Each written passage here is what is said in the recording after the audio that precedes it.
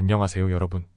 오늘의 흥미로운 영상 내용은 테슬라, 제너럴 모터스, AT&T, 웨스턴 디지털 등 이번 주 주목할 주식 그리고 분산하고 생존하라 중국의 거대하고 육즙이 많은 표적을 거부하기 위한 미군의 변화 내부에 관한 것입니다. 우선 좋아요 버튼을 누르고 채널 구독 및 알림 설정도 잊지 마세요. 여러분의 관심과 지지가 저희에게 큰 힘이 됩니다. 첫 영상은 이번 주 주목할 만한 주식과 경제 뉴스를 다룬 월스트리트 저널 기사를 바탕으로 어떤 기업들이 주목받고 있는지 또 어떤 경제지표가 발표될 예정인지 쉽게 설명해 드리겠습니다. 이 영상에서는 테슬라, 제너럴 모터스, AT&T 그리고 웨스턴 디지털 등 주요 기업들의 실적 발표와 함께 미국 주택시장과 경제활동에 관련된 데이터에 대해 다룰 예정이니 끝까지 시청해주세요. 먼저 이번 주에는 S&P 500기업 중 약 5개 중 1개가 3분기 실적을 발표한다고 합니다. 이는 많은 투자자들에게 중요한 뉴스가 될 텐데요. 특히 테슬라와 제너럴 모터스 같은 대형 기업들의 실적 발표가 예정되어 있어 큰 관심을 받고 있습니다. 월요일 10월 21일에는 누코와 SAP가 실적 발표의 하이라이트로 떠오를 예정이며 화요일 10월 22일에는 3M, 제너럴 모터스, 그리고 통신사 베라이전이 실적을 발표할 예정입니다.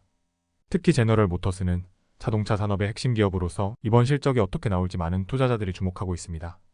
수요일 10월 23일에는 AT&T, 코카콜라, 그리고 테슬라가 실적 발표를 앞두고 있는데요. 테슬라의 경우 전기차 시장에서의 성장 가능성과 새로운 기술 도입이 실적에 얼마나 반영될지가 주요 포인트가 될 것 같습니다. 목요일 10월 24일에는 UPS, 허니웰, 그리고 웨스턴 디지털이 실적을 발표합니다. 특히 웨스턴 디지털은 데이터 저장 장치 시장에서 중요한 역할을 하고 있기 때문에 이번 실적이 어떻게 나올지 눈여겨볼 필요가 있습니다. 그럼 이제 경제지표에 대해 살펴볼까요? 수요일 10월 23일에는 전미부동산업자협회가 9월 기존 주택 매매에 대한 보고서를 발표할 예정입니다. 예상에 따르면 약 390만 가구가 매매될 것으로 보이는데 이는 8월보다 조금 증가한 수치입니다. 하지만 높은 모기지 금리로 인해 주택시장은 여전히 어려움을 겪고 있다고 하네요. 목요일 10월 24일에는 S&P 글로벌에서 10월 제조업 및 서비스 구매 관리자 지수를 발표할 예정입니다. 제조업 지수는 47.5, 서비스 지수는 55.2로 예상되고 있습니다. 이 수치는 각각 제조업이 다소 위축되고 서비스업은 여전히 성장하고 있다는 것을 의미합니다.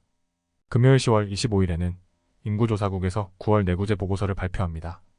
내구재 주물량은 1% 감소할 것으로 예상되며 이는 제조업이 어려움을 겪고 있다는 신호일 수 있습니다.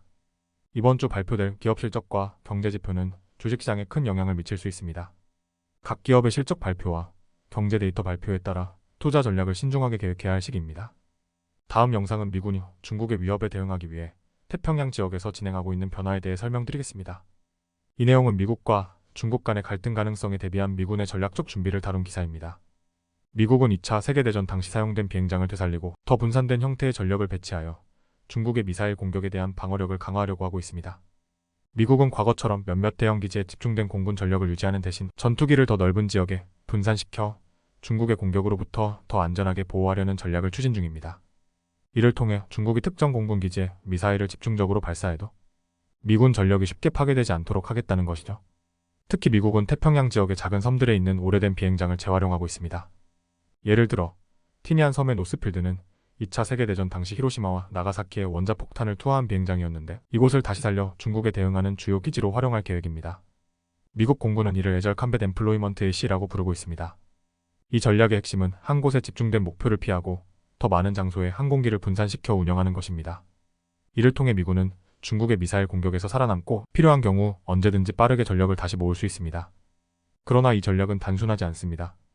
외딴 비행장에 소규모의 공군 유닛을 배치하고 물자를 공급하는 것은 매우 어렵고 복잡한 일입니다.